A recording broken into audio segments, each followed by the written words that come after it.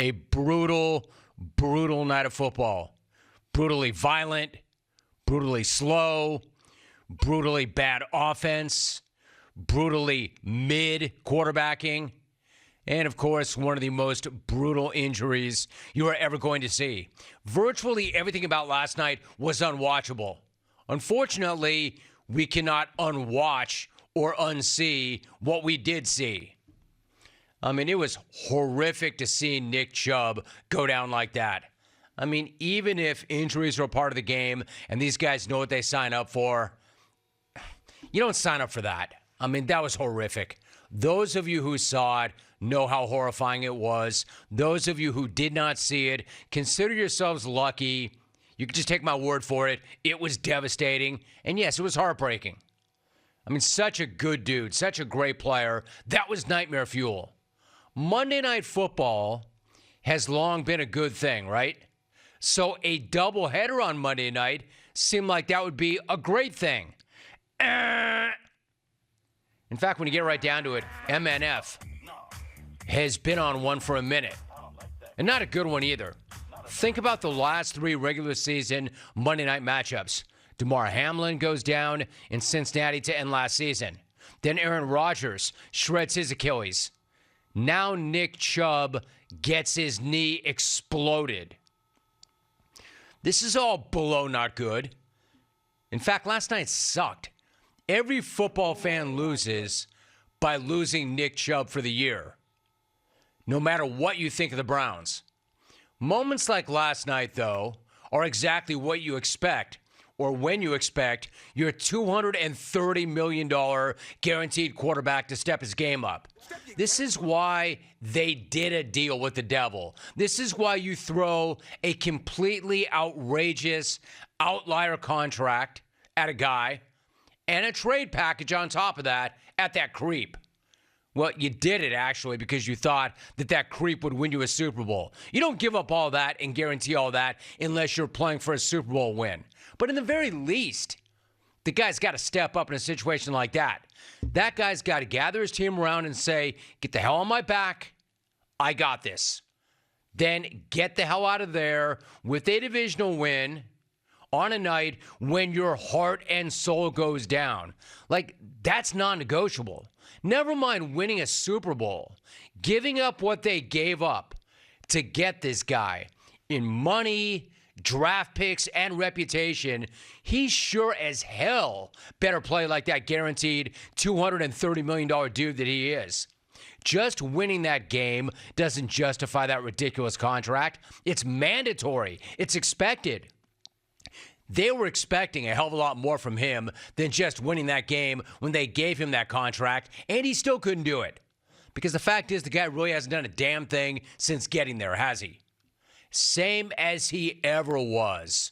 Or worse, maybe same as he never was. The soulless ownership may have guaranteed all that jack to that creep, Deshaun Watson. But the heart and soul of that franchise, from the moment he arrived, clearly has been Nick Chubb. Their best player, their best worker, their best dude, their best teammate, the ultimate pro, and arguably the best back in the league. And incredibly, despite everything they gave up to get Watson, their integrity included, the Browns' best offensive option after their elite star running back went down last night was the backup running back, not the $230 million quarterback. The best thing Watson and the Browns could have done last night was just keep feeding Jerome Ford. In fact, that's why they lost. They stopped feeding Jerome Ford. In the last 6 minutes of that game, they then put the ball in the hands of their $230 million man, and their $230 million man went 3 for 7 on the final 2 possessions, and he got sacked twice, and he put up 0.0 points. You know, it's not like that game started any better for Watson. In fact, it started as badly as it could possibly start. Nothing says franchise quarterback like starting a Monday Night Football game against your rival, the Steelers, with a pick six. It didn't start well for Watson, and it did not end well for Watson. It just didn't go well for Watson last night. And honestly, it's getting tougher and tougher by the minute to remember the allegedly great player he used to be. Maybe he never actually was who he was made out to be. Because obviously he's nowhere near that, whatever he was or wasn't. He obviously did something, right, for the Browns to throw the biggest guaranteed contract in the history of the Shield at him. You just would never be able to tell now because right now he's just a guy. Right now he's just a guy. Well, a bad guy, but an average football player. And still not even as good as Jacoby Brissett. I mean, is it too late for the Browns to get Brissett back, by the way? And then on top of all the ugly quarterbacking, Watson took 2 face mask penalties. 2. He had more face mask penalties than touchdowns last night. And he got away with shoving a ref.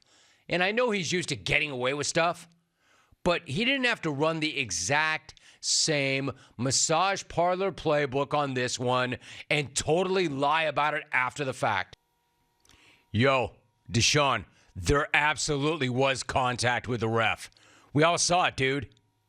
Unlike the massage parlor, the game was on national TV. We all saw you toss that ref. This isn't a legal deposition. You don't have to lie anymore. Well, you shouldn't lie in legal depositions either, allegedly, probably. Especially because you truly are a crappy liar. Even Garrett Cole thought you were babbling on in that answer. I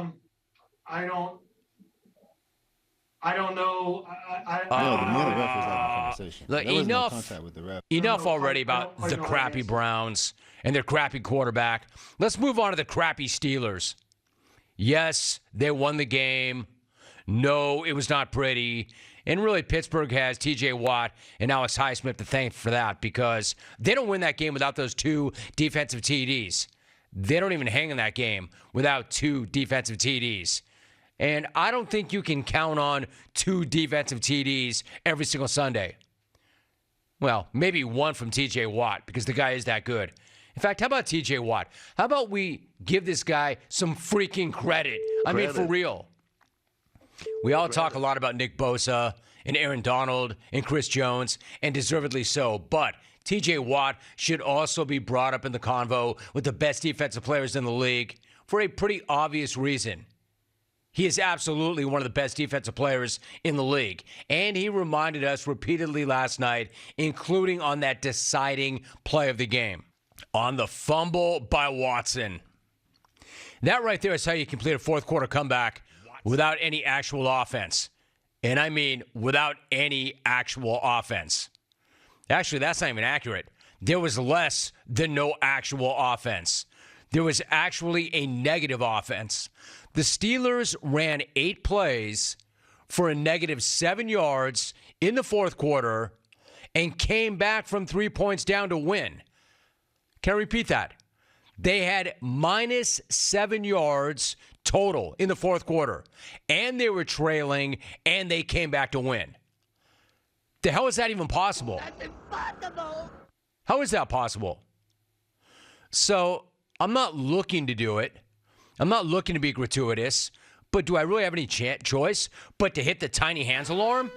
I mean, I don't want to, but minus 7 yards in the fourth quarter offensively, even if you won, leaves me no choice but to smash the tiny alarms button. Now, I'm not saying it's all on him. It's not all on tiny hands. But you're going to start with the guy under center, right? And then once you do that, go ahead and move to the guy dialing up all the plays for the guy under center. The guy Steeler fans hate most of all right now is Matt Canada.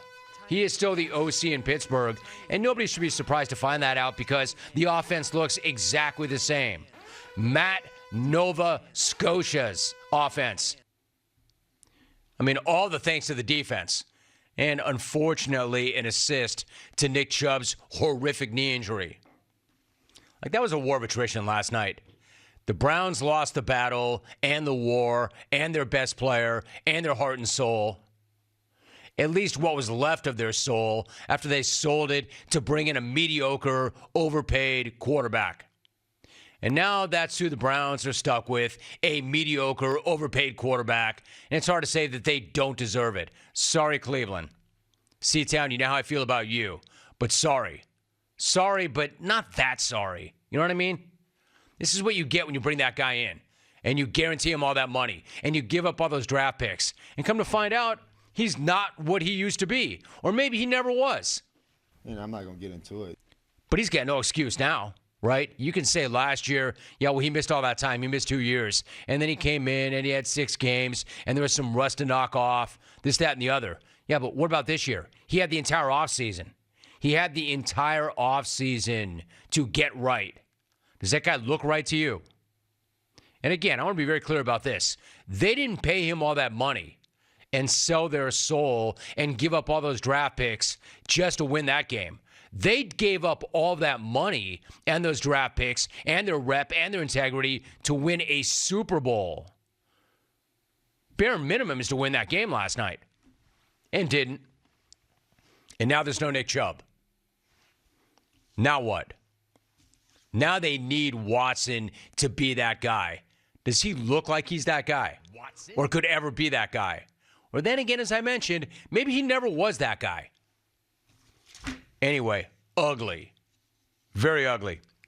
And the second game was not much better. Thank you so much for watching. Please like, comment, and subscribe. And hit the bell to be the first to know when we do upload a new video.